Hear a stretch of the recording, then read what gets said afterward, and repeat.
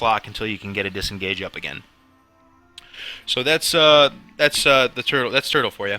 The other main healing ability we have is called Exhilaration. This is a fantastic ability on a 2-minute cooldown. Heals you 30% of your HP, and it heals your pet for 100% of its HP. And the pet aspect of this ability is really nothing to scoff at. I mean, all too often I'll be in an arena, and I'll send my pets on the other team, and they think it's a good idea to make a tempo play, kill my pet, and force a fight.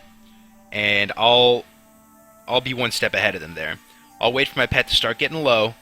I'll actually pop Bestial Wrath, right, and try and squeeze some damage out on the target. Maybe I have separation anxiety going, trying to get some value on it.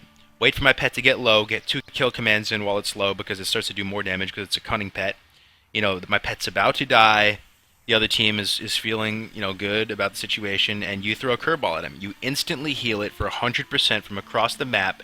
You force a fight, you burst them, and this throws them off. And you can really, you know, start a fight with someone at 70% HP because you did that. So that's the point on the pet heal. But the fact this is only on a 2-minute cooldown and it instantly heals you means that there's a good likelihood you can use this twice in an arena. So what I like to do as a tempo play is if I lose 30% HP, let's say 40% HP, just to make sure I get value from this, I'll just use it. And it'll help top me back off, and it will, you know, kind of assert dominance on the other team. They'll go, oh man, the hunter's not even low. We shouldn't even swap to the hunter or whatever, right? And I like to use that. Make sure I get value from it. So yeah, I mean, this ability is very versatile, and make sure you use it on your pets to keep your pets up, because you know, losing your pet in arena does suck, and sometimes you don't have the time to revive it and send it back out. So that is that's Exhilaration.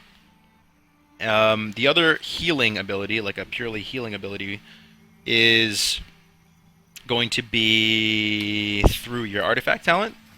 It's going to be called Spirit Bond. Spirit Bond has changed a lot over the years throughout all the expansions. It used to just be a buff that would be passively on you, that would heal you if you had your pet near you. But what it does now is when you kill command, it heals you for 15% of your damage the 15% of the damage it deals. And kill command is your highest damage ability by a large margin, and it does not require line of sight to use. So many times I'll be in a 1v1, you know, altercation with a mage or something, and I'll be at sub 5%. Mage will be full, and my win condition is to kite around a pillar best I can and try and recuperate health through this, through just kill commanding him and creating space. And it's really good, and I'll go from 5% to 50% HP over the course of a minute or 30 seconds of kill commanding, and it's a very good option. So, and the last real healing option we do have, it comes by way of your pet. Comes through the exotic beast known as the Spirit Beast. So this is my Spirit Beast here. He's from Skull from Wrath of the Lich King, if you guys remember. And he has an ability called Spirit Mend. It heals for a good amount, 30-second cooldown. Heals you instantly for 41k and additional 30k over 10 seconds. I'll show you quickly how much it heals for. I'll just fall from this distance. Sorry, excuse me. And so you see my health right here, and I'm going to use Spirit Mend. I was at about 65% HP, and we'll see what I'm at after this ticks all the way through. So I'm at about 80% HP, 81% HP. There is some natural healing baked into that, but you know, it heals about 15%. And there's only really a 20-second downtime between Spirit Mend, so you can really use this 3-4 times throughout the game, throughout an arena game. It's really nothing to scoff at. So those are all the healing options we have. And we're going to go into our other defensives now. Next, we're going to transition into our mobility defensives. Our highest cooldown mobility defensive, you ask? What is it? It is Aspect of the Cheetah. It's a pretty good skill. Increases your movement speed by 90% for 3 seconds, and then by 30% for another 9 seconds. This is good, and it gives you a lot of mobility, but if you are slowed, let's say if you have a hamstring on you, you're going to go from, you know, running around like this to moving like this. it doesn't dispel any of the slows on you. So I oftentimes use Cheetah preemptively before the fight breaks out to get in a really good position or to create space against a rogue that I can feel in my gut is about to open up on me and Shrek me. So aspect of the Cheetah is good, but you need to get value from it when you don't have slows on you. Make sure that that's the case. 3-minute cooldown, so you can only probably use it once per arena. Second mobility option we have is Disengage. Disengage is your main kiting tool. Disengage, iconic ability. You fly backwards, and you get a post-haste buff. Post-haste is, of course, it's the level 45 talent, and it frees you from snares and stuff. Movement impairing effects. If you're sitting in a Nova and you disengage, it'll break you out of the Nova, and then it'll give you a movement speed increase of 60% for 8 seconds. That post-haste is also very critical to kiting. So Disengage is your main kiting tool, and you want to make sure you can use it defensively 9 times out of 10 instead of offensively. So, as a hunter, let's say my target is this frog jumping around over here, or this cricket or whatever. I'm weaving in Cobra shots, right? I'm weaving in Cobra shots from over here. My partner's damaging him, but you always have to be ready for them to swap to you. And as soon as they swap to you, you need to have a plan. My plan in this situation, let's say a Feral's about to open up on me. I have it in my head that as soon as he opens on me, I'm going to trinket, and I'm going to disengage behind this corner here. So that wasn't the crispiest execution, but maybe I would hang out right around here and disengage right around this corner and be able to just get right directly behind an obstacle before he can apply a slow or anything like that. You need to think like that as a hunter. Stay 2 steps ahead because you can't man-fight anyone. That's a general rule of thumb. Know as a hunter, you're not going to really be able to man-fight someone out in the open with no obstacle. You need to create space, and you need to have the environment on your side. Because you do have pets, right? Your pets are your main damage dealers, and,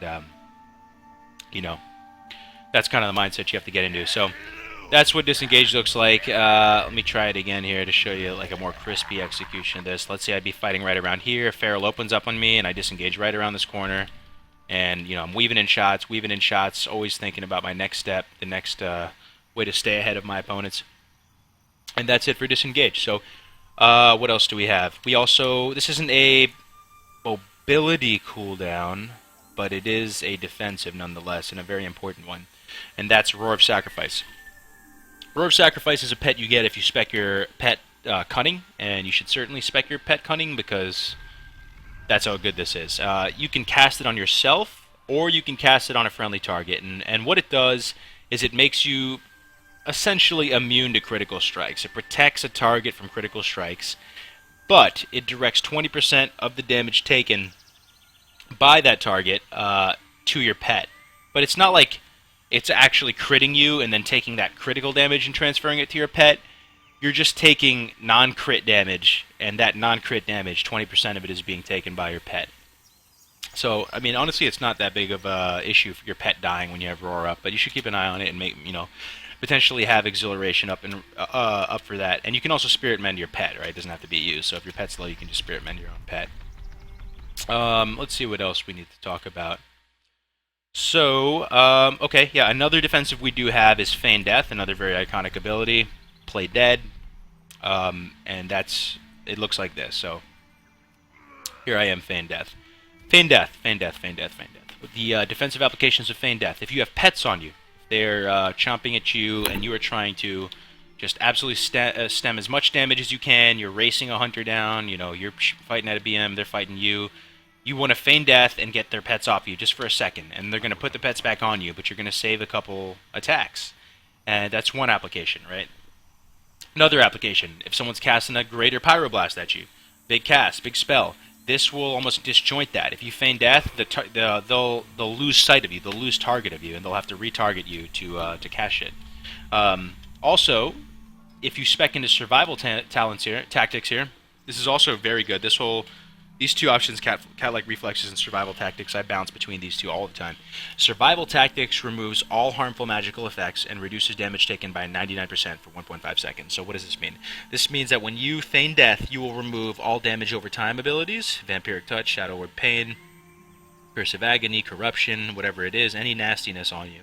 You'll dispel it, which is a form of healing, right, indirectly, because you're taking it off you. And then it will make you immune, or not immune, it'll reduce damage taken by 99% for 1.5 seconds. So if you time this right, you can mitigate massive burst, right? Massive burst. I'm not a master at using this yet, but I'm pretty good at getting value out of it as a dispel. But, you know, if you're good with this, if you have the finesse, you can stem a lot of damage. You know, if you can see a big ability about to hit you and you're quick, feign death, man, and you take 1% of that damage. Another defensive you have, potentially defensive. There's two, you know, in this honor tree here.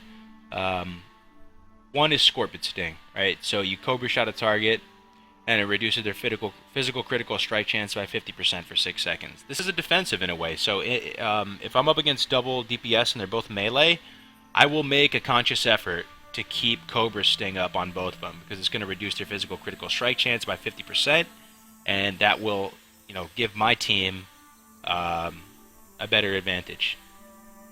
And Wild Protector is the other one. So Wild Protector has a very small range. If you haven't messed with this, it works really well. This whole tier is probably one of my favorite tiers out of all the talents. All three of these have very, very specific and valuable use cases. Wild Protector is really good against melee teams, right? So if you're going to be trained by melees, or if your partner is going to be trained by melees, a demon hunter and a sub rogue, and your pets are going to be on one of those targets, and one of you is going to be within this 8-yard range, you probably want to take Wild Protector. It's going to reduce damage by just a constant 15%, just like a little mini defensive stance of your own. Also, if you're dueling a melee, and if you know the fight is going to consist largely of you walking around like this, you know, as a, you know, jumping, trying your best, you know, hamstring, trying to get away from this warrior, and then occasionally disengaging out before they close the distance again, and you know that your pets are going to be chomping on this target, and they're just going to be on you the whole time, Wild Protector all day. So that's pretty much it. I think let me just speak candidly, just freestyle what are my thoughts on BM survivability and where we are right now. I think melees right now have too much uptime, too much mobility, and hunters, you know, it's much harder to get away. We don't have traps anymore. We don't have scatters or any ways to any additional options that we once had. And it's really tough. So I think that we're pretty squishy right now. And I think in order to be viable, we need to be very creative and strategic.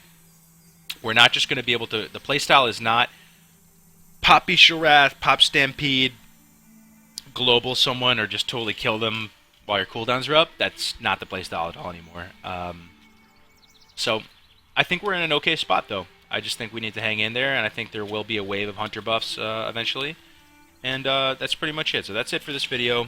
I hope you enjoyed. Let's get a discussion going. Let's plot together how do we use these cooldowns and get the best effectiveness out of them. What strategies have you been using versus sub rogues, demon hunters, to help you kite them effectively? And let's make hunter the best PvP class. So thanks for watching. I really appreciate your time, and I'll see you in the next video.